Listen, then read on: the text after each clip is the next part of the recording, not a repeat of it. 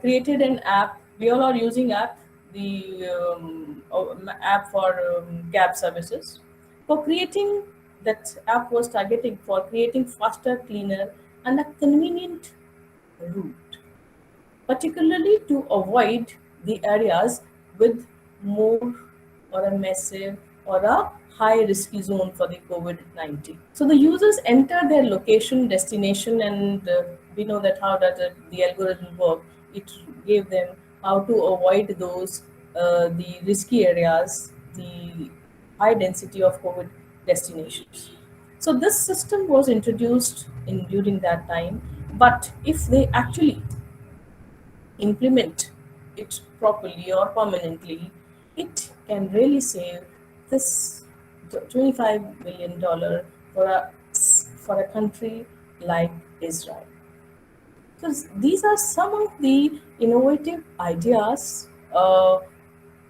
innovative projects that are happening across the globe in different parts of the cities that are trying to come up with various such aspects.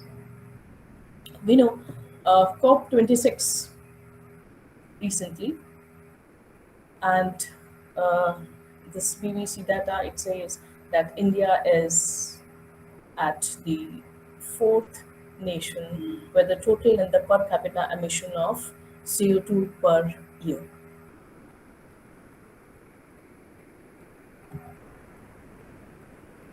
And also, India has announced by 2070 the India, in various points in action, would try to achieve the target of carbon neutral. So to achieve to the target of carbon neutral by 2070, it's a very big target.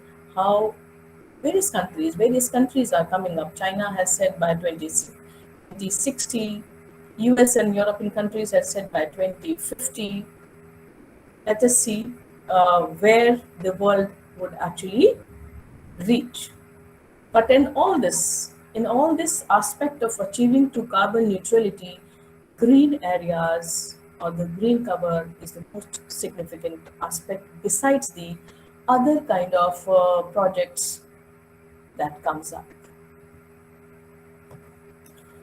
This is how Singapore plans has proposed, right? City in nature.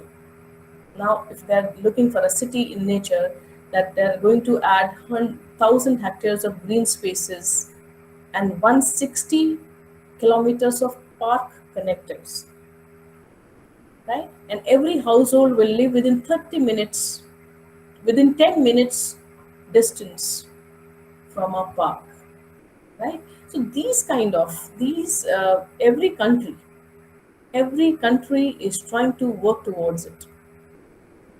Even Singapore is also saying by 2030 they would reduce their carbon emissions.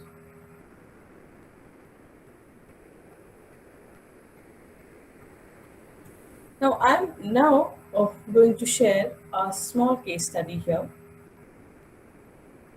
at how or the impact of green spaces, right?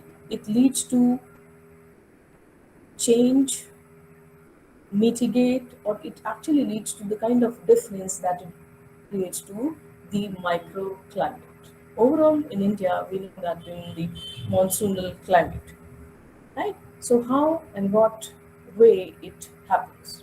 So, when we talk about microclimate, so any local deviation from the climate of the larger area is termed as microclimate.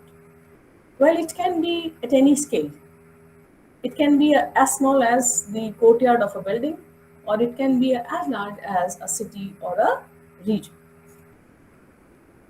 And we all, of course, in our everyday life, we do face it, we do experience this. An important aspect with reference to the cities is the talk on heat islands. That how the complete concrete areas are creating the heat islands. This small graph is indicating you here that maybe the suburban areas, the rural areas with the larger breed, and you have the suburban areas, suburban residential areas, partly green cover also, and the residential buildings also. We do have the commercial, and here you see how the concrete thing is completely the your main cities, the complete concrete part as you move towards the suburban areas, either side of the suburban areas, right?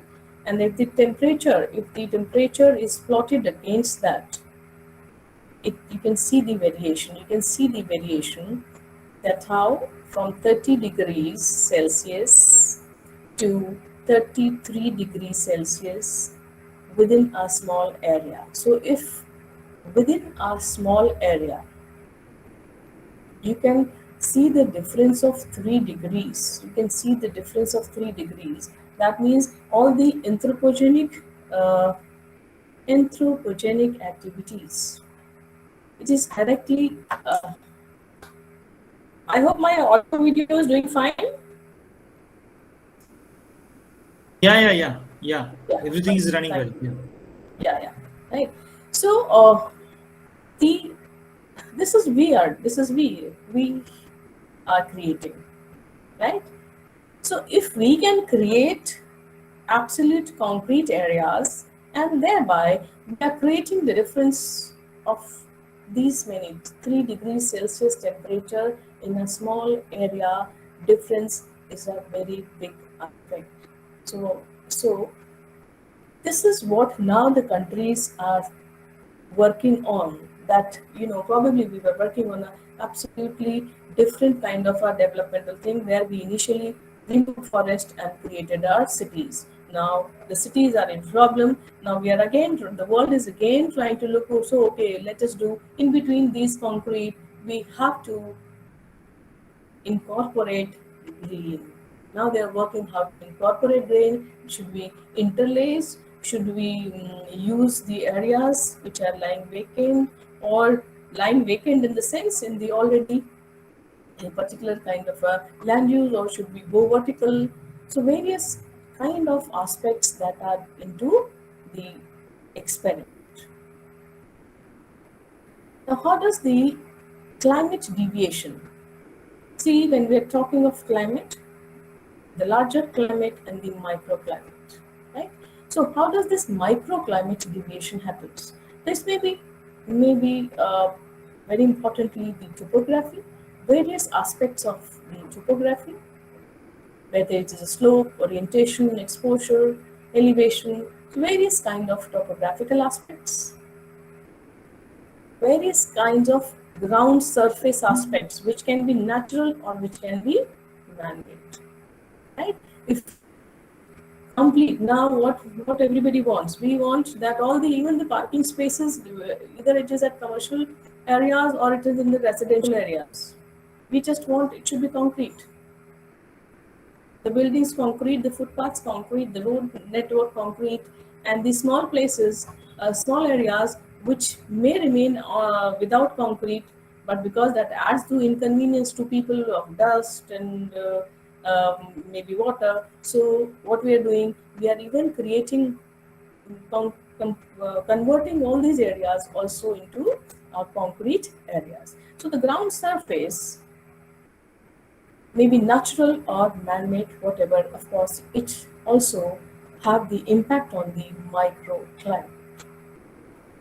And the other three-dimensional objects may be trees, fences, walls, and buildings. So all these various factors, right? If you see in this, there's a lot of anthropogenic factors that are making the difference.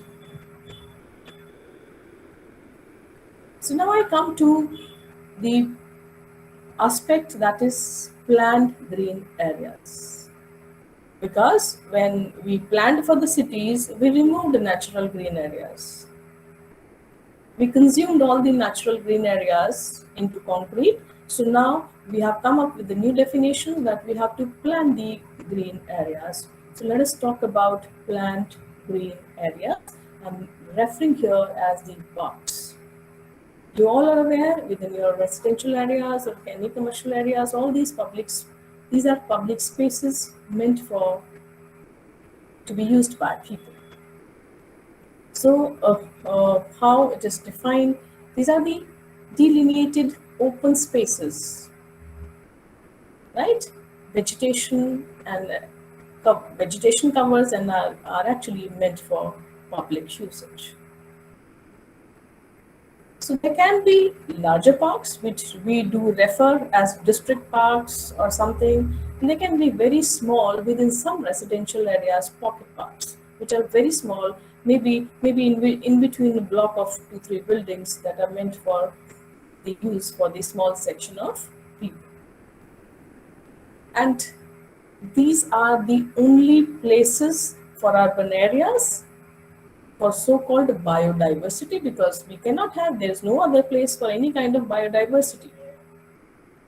Even if you're looking for a sparrow or a butterfly or maybe the organisms in the soil, because soil is only limited now, soil is available only at limited places in such green spaces, rest all is concrete, so we don't even have the soil.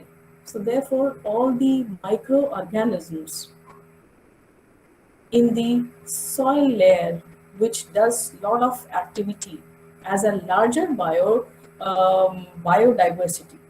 So when we talk of the cities, there's nothing called biodiversity. If I tell you, in Delhi, there's a peculiar kind of a problem that has been faced. The city is facing major reduction in the number of sparrows in Delhi. The small bird, the small sparrow, it's almost negligible over the years. Now, what is leading to? What? Why? And another important, recently in a report, that the uh, number of vultures that has also reduced. Now, why I'm talking of vulture? What is the importance of vulture in the city, in a city, metropolitan city like Delhi? These are part of the larger ecosystem. All the waste dumping sites in your cities, where all the waste is going, it is the waste, complete waste, solid waste is dumped at certain identified areas of the cities at the end of the city limits, right? Where the role of such scavenging are very, very important. So when it is seen that where and what is happening, the large birds like vulture are also reducing, and the such a small bird like sparrow is also reducing. Why it is happening? Now the report says, one, yes, the green cover, and second important thing that has been highlighted was the mobile towers, because the mobile towers are creating such kind of it's a hazard, right? So that has been identified as one of the major thing, referred as the reducing number of sparrows in Delhi. Now, let us see the significance. How significant are these small green areas? So, we know that parks are a specialized kind of nature, close to where people live and work. For the people in the city, the in the name of nature, what you have is these small parks in your residential areas. That is the only nature available to the city people, right? So, these are small scale green areas that people take great benefit out of it. These are actually functional spaces which have a dynamic role. You will just imagine that how a different dynamic role. This small green patch called park, it has a ecological role, it has an economic role, it has a social role, it has an aesthetic role, it has a physical entity rule. But small park, economic, the complete value for the real estate, the properties. If you're going to purchase a house, it is very important if how the small park is adding value to your residential property. People are looking for a house or for a building which faces a park. So it not only that, it has ecological, yes, ecological, from the geography perspective, if we say these are the places which allows you for water retention. As the sponge thing, the soil is available only, the various kind of microorganisms, the birds are the places, the trees are, right?